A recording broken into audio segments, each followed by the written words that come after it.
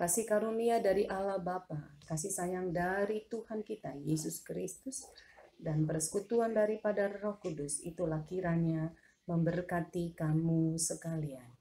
Amin.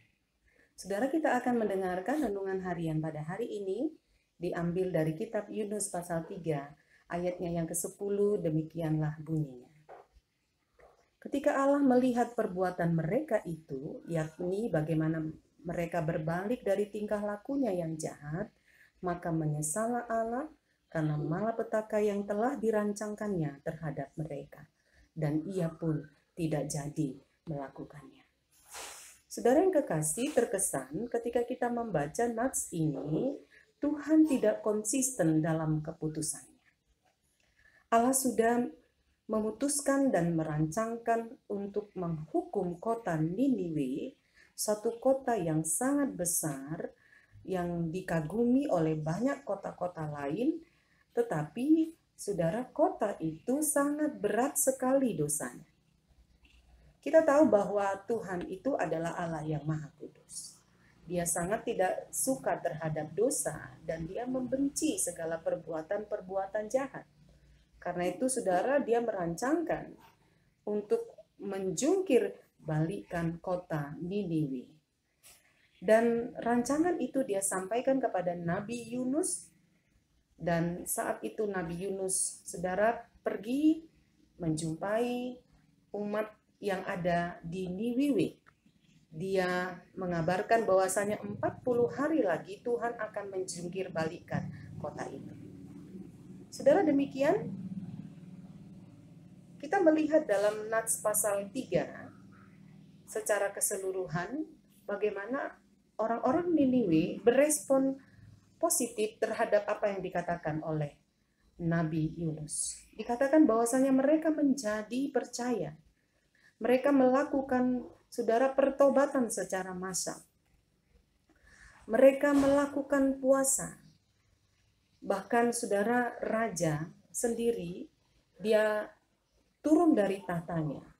Dia mengganti jubahnya dengan baju perkabungan. Dan dia memerintahkan seluruh bawahannya, seluruh rakyat, mulai dari yang kecil hingga orang-orang dewasa, untuk melakukan puasa secara massal. Bahkan binatang-binatang seluruhnya juga tidak diperbolehkan makan.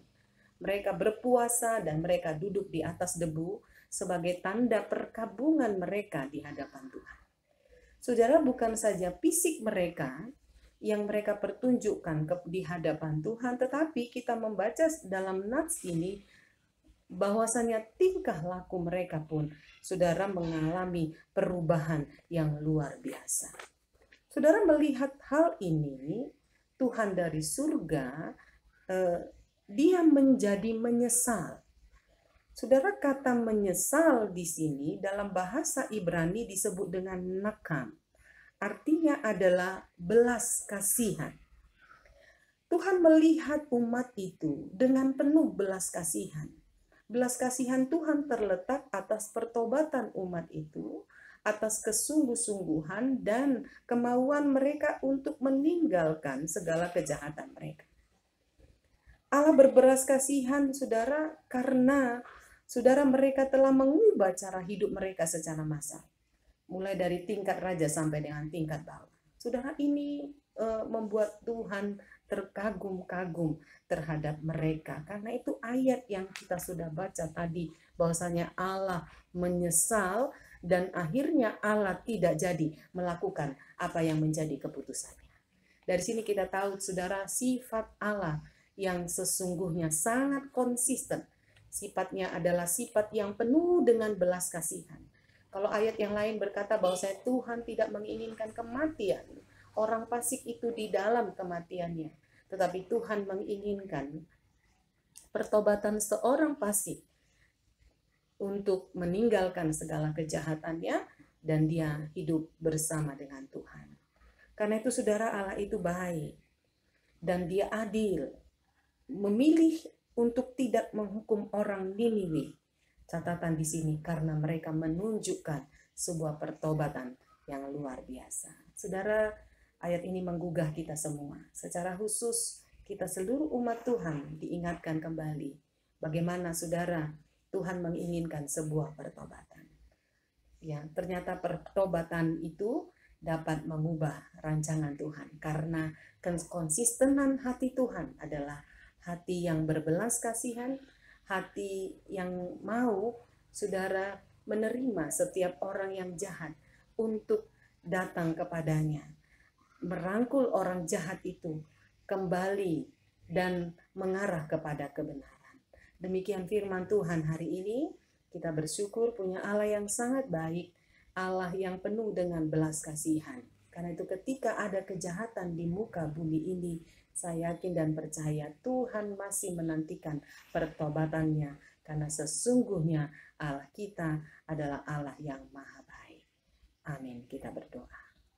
Terima kasih Bapa di surga, terpujilah Engkau karena sabdamu mengingatkan kami pada hari ini betapa hati Tuhan sangat terbuka terhadap orang-orang jahat, supaya orang jahat itu kembali dari kejahatannya dan berjalan menuju kepada kebenaran. Karena di hadapan Tuhan sangatlah berharga pertobatan seorang yang fasik. Kalau ada satu orang yang bertobat, maka berloksa-loksa malaikat Tuhan di surga menyambutnya. Karena lebih berharga daripadamu Tuhan, kehidupan seorang jahat itu kembali ke jalan yang benar. Terima kasih Bapa di surga. Hari ini firman-Mu membukakan kami bersama bagaimana kami hidup di dalam takut akan Tuhan, meninggalkan segala kejahatan kami, dan kami tidak perlu ragu karena kami percaya Allah kami adalah Allah yang hidup. Pujilah Engkau ya Allah dalam Yesus Kristus. Kami berdoa dan mengucap syukur. Shalom, selamat